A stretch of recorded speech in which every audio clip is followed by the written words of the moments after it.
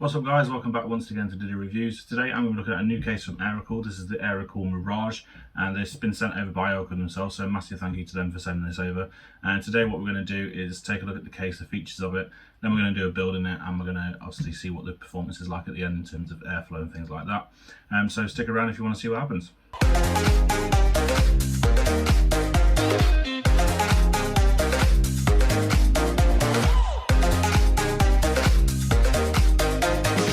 Right, so as I said at the beginning, this is the Aerocool Mirage ATX case, mid-tower case should I say, pretty much the standard size case for this sort of class. It's a bit bigger than the ones I've done previously from Aerocool, so that's nice. Should be quite easy to fit some good components in here. So let's talk about the front of it first. So to start off, as you can see, it's massive long ARGB Strix down here, and also there's this big PC is actually an infinity mirror, so that should look absolutely amazing once it's lit up, and obviously we'll show you that once it's built. In terms of airflow, we've got top here and also bottom here and quite a big hole underneath, so hopefully should be plenty of airflow getting through there, but again that's something we'll look at the end.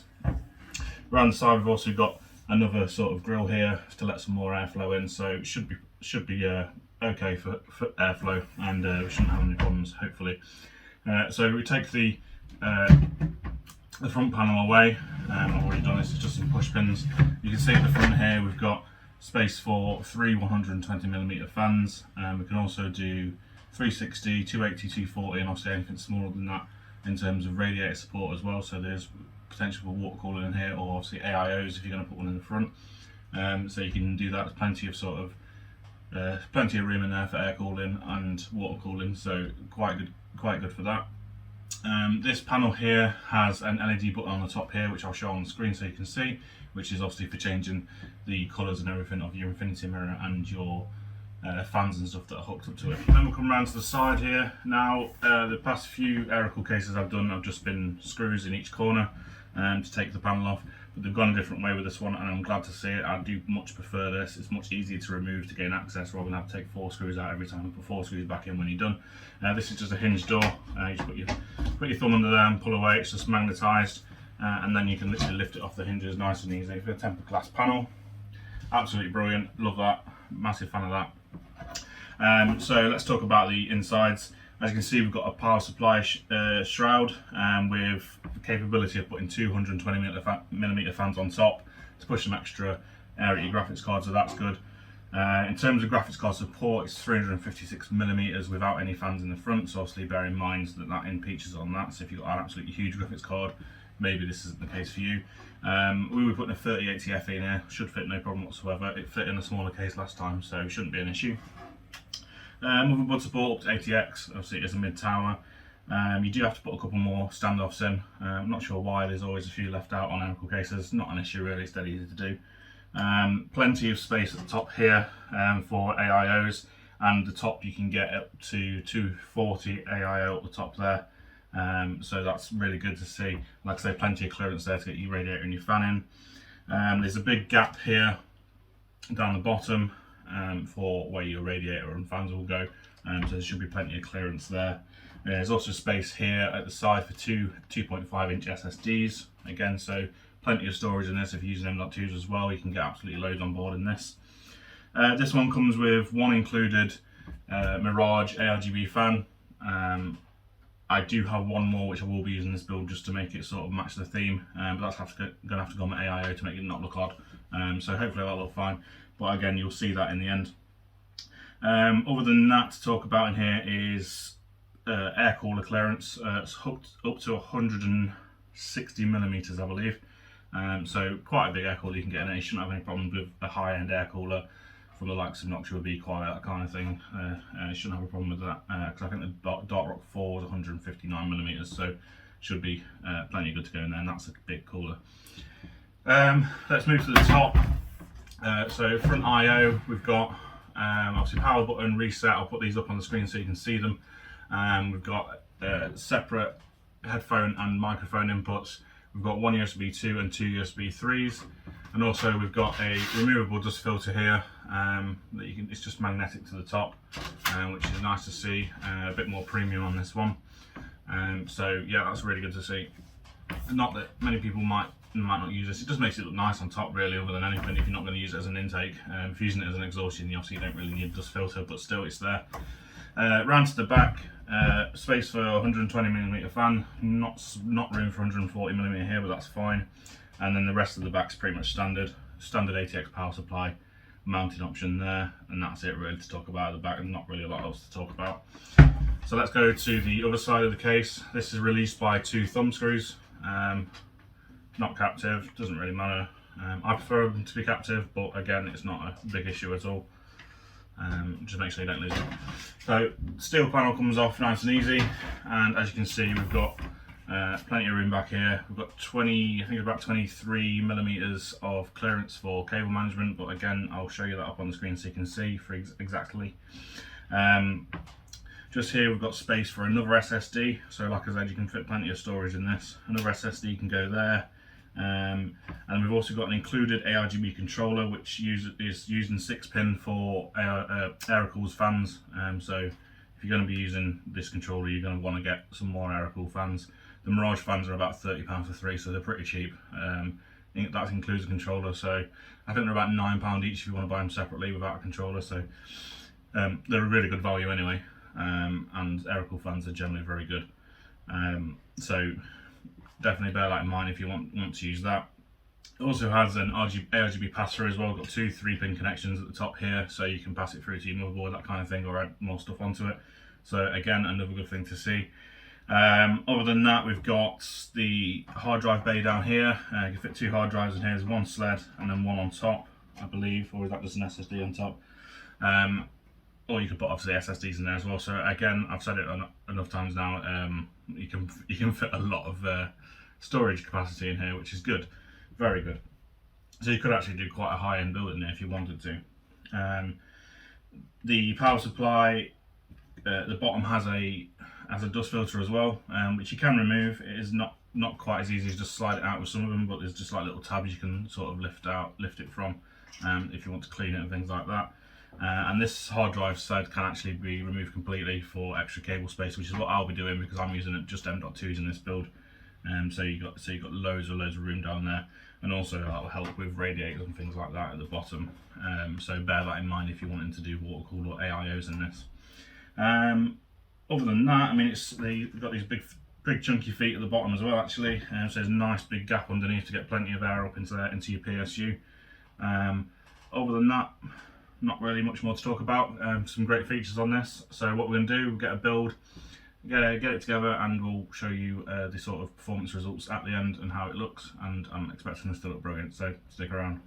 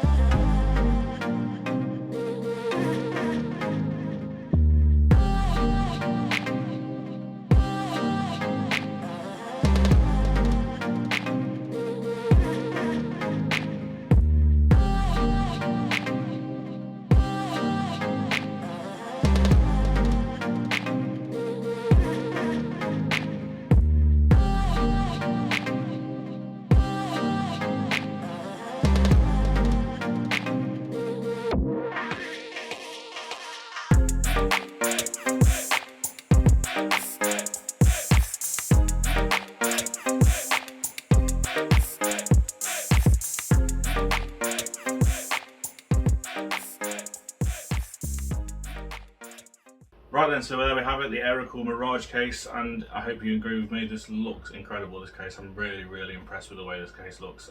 So good, and in terms of building in it, absolutely walk in the park, really nice to build in, really easy, plenty of room for a mid-tower case. Yeah, I honestly can't grumble about it really in terms of the style of it and the features it has. It has everything you need, it has plenty of storage space, plenty of space for your components, plenty of space for your graphics card, plenty of space for air coolers. Obviously I'm not using air cooler this time, but it would have plenty of space for that as well. And you can get a lot of fans in this as well. You can get 1, 2, 3, 4, 5, 6, 7, 8 fans in this, which is more than enough for most people. I've not used any for the GPU underneath it, but as you'll see in a second, I didn't really need to. And yeah, it's really good. Aerocool impressed me once again in terms of the design of their cases. They're always doing something unique, and I definitely can recommend Aerocool cases. Not just because they sent it me, but yeah, honestly, they are so good for budget systems. They're really good. So let's get on to a few things about the case. Price of it, I'm not sure if I mentioned this at the start, £60–70 I believe. I'll put it up on the screen just to make sure, but yeah, decent price. This only comes with one fan from all the places I've looked at the UK that sell it, so obviously bear in mind you will have to buy some more fans to go in it, but I wouldn't worry too much about fans in the front, making sure ARGB gets some cheaper non-RGB ones, because you don't really see them unless obviously you want to do that, so you can save a bit of money by getting different fans in the front. I'm using Arctic PST P12s, whatever they're called, and they're absolutely fantastic, and they're quite cheap as well. You get for about £5–6 per fan, so they're brilliant. And then obviously you just might need to buy a few more Mirage fans if you want to fully kit it out with Mirage fans to make it look really good. Now onto that, I did mention I had another Mirage fan and I was going to put them onto the Be Quiet AIO.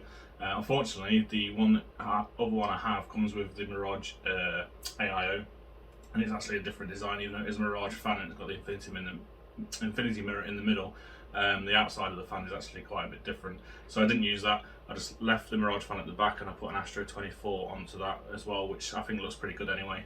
So yeah, there is that, so bear that in mind. But like I say, in terms of a budget case, it's really good. You can fit a lot of components in here, and yeah, I'm quite impressed with it, to be honest. Now in terms of thermal performance, not too bad at all actually. I honestly thought it might be quite bad with obviously the way the front panel's designed. There's not a lot of ways for air to get in, or not a massive amount as you would see on obviously like mesh cases like the quantum mesh I did before.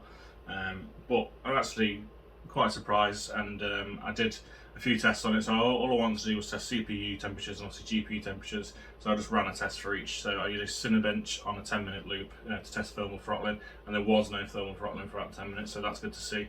And obviously this is worst case scenario really. You're not normally going to get your CPU working this hard as Cinebench works it, so obviously this is worst case scenario. So in terms of the CPU, at idle we had 35 degrees, pretty much normal, not a problem at all with that. Obviously it does depend on your cooler as well. You might struggle a bit more with an air cooler, I don't know, because obviously there's not as much air getting in, but still 35 degrees is nothing to worry about at all. And then on Cinebench, like I say, over a 10-minute run, we got a high of 84 degrees, which yeah, it's quite high, but it's not too bad. Like I say, there's no thermal throttling. We had an average of 74, so again that's reasonable. Nothing to worry about again really in my eyes. But also bear in mind it's very hot in here at the moment. The UK is obviously in quite a hot summer at the moment, and it's 24 degrees in this room, 24 degrees C. So that gives a delta of 50 degrees, which again, not bad at all, not too bad. So my worries were unjustified really, the airflow is not too bad at all. Let's move on to the GPU. Like I say, I only need to do a couple of tests on this. There's no point in me testing FPS and stuff like that. I've done it all before with this hardware, so it's going to be pretty much the same. If you want to see that, then obviously check out my past videos. I have done it in a few videos to give you an idea of how this system performs. But this is more about a case review, so reviewing the case itself, not the system that's in it. So we ran Unigine superposition on 1440p extreme and high to push obviously the GPU as hard as we could. Again, this is probably a worst case scenario. A lot of games might not get this high. Some games might, games might get higher. But we had a maximum of 63 degrees and an average of 42 degrees over a run of the engine, which again is absolutely fine. Not a problem at all. I'm actually really surprised on how cool the graphics card was, even though it's in quite a restricted case compared to some others. And that was only a delta of 18 degrees. So yeah, brilliant, honestly. Aerocool have impressed me again, and I want to say a massive thanks again for you sending it over, and I am being honest about this review. I am impressed that they keep constantly bringing out cases that are actually worth buying and not stupid money. So yeah, I definitely recommend this case. A few things that I'd change on it. Well, I'd say a few things, probably one thing really, maybe two. I like rubber grommets in the pass-throughs for the cables. That's just me. Not most people aren't bothered, but I quite like them. I think it just looks a bit neater. But again, it's a budget case, not a problem at all. One thing I would like to see in the future from Aerocool, if they can do it in terms of in their sort of keeping the cost as low as possible and the quality as high as possible as they do normally, is USB-C. Would be nice to see on one of these cases. Maybe if they do a sort of higher range, they could do with USB-C on it, but that'd be nice to see. But other than that, yeah, I honestly can't complain about it at all. The case is brilliant, really well built, really thought out, and yeah, really good. Decent airflow and nice and easy to build in. So that's pretty much it, guys. If you're considering sort of a budget build, definitely recommend this. One thing I will say is obviously this is a 5900X locked at 4.6 GHz all cores, so it does get toasty. So if most people buying this case will probably be looking at something a bit more lower end, maybe not 3080 in there as well, so bear that in mind as well if you're looking for a budget build. Definitely recommend this, but also it's capable of high builds as well, as you can see. So yeah, that's my conclusion, guys. I hope you enjoyed this video. I hope it gives you an insight into this case. I hope I've covered everything. If I haven't, please sound off in the comments below, and I'll try and answer as best as possible. I'll get back to you, and I can contact Aerocool if I need to. So yeah, I hope you enjoyed this, guys. Please don't forget to subscribe to this channel. Give it a thumbs up if you liked it, give it a thumbs down if you don't, and like I say, leave any comments in the comment section below, and I'll be greatly happy to get back to you. So I'll see you guys in the next video. Thank you.